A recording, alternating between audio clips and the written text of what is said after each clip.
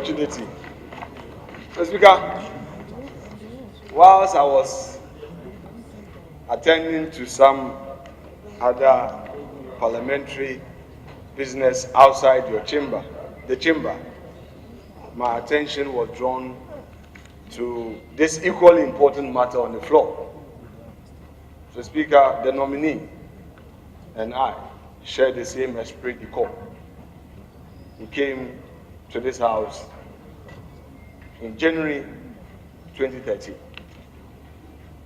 He's a man courteous in manners, easy of address, and was able to undertake the management of the work entrusted to his care. He assumed a de facto chief whip role in seeing to the welfare of not only his side, but on the other side. In effect, Mr. Speaker, this was a man who was and is interested in the welfare of his colleague MPs. Mr. Speaker, you are well aware that the demands of the office are such that there are no such limits. Honorable Kennedy Osei Nyarko would ensure a regular follow-up on common fund, SIF, and all other matters that are useful for an MP to function well and effective. Nobody can take that away from him. And he does so, and does so well and competently. Mr. Speaker, so for the President to be pleased to nominate him for the office of Deputy Minister, I in particular have no doubt at all in his ability to discharge the duties annexed to that office with fervency and zeal. That notwithstanding, it is important to remind my colleague, Honorable Kennedy Osei Nyarko, that this, our vocation called politics, is like walking on a slippery ice.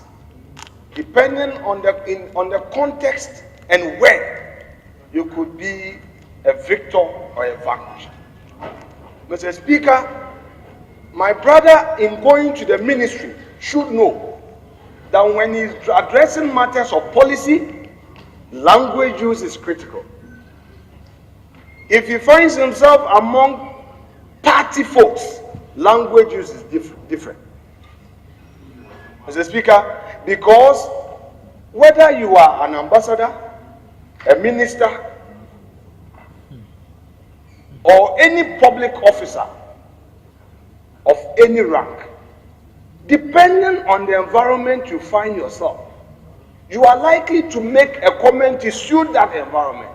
It is like a politician campaigning and telling his constituency chairman, oh, when I come, I will make sure that you are well and good. That is to the constituency chairman. If somebody hears, he may take offense. How can you assure your constituency chairman that you want to do A, B, C, and that? So, Mr. Speaker, I am reminding him, because we have had situations where a well-respected member, in addressing party folks, he was misquoted as though it was of general purpose. Honorable, don't go there. Mr. Speaker, you have noted the reasonable proximity. Treacherous pathway. Very well, Mr. Speaker. It's slippery, so I'm departing cautiously. Mr. Speaker, so generally, context is key, and Honorable Kennedy Osei Nyarko is being advised. But he must be reminded that he is going to the ministry, but he remains an MP. Mr. Speaker, he drew my attention that Afenyo, wherever you are, you must be present in the chamber. Mr. Speaker, one good thing deserves another. Members of this house are making sure that with all the good things they know about him, he gets to that office to assist his minister.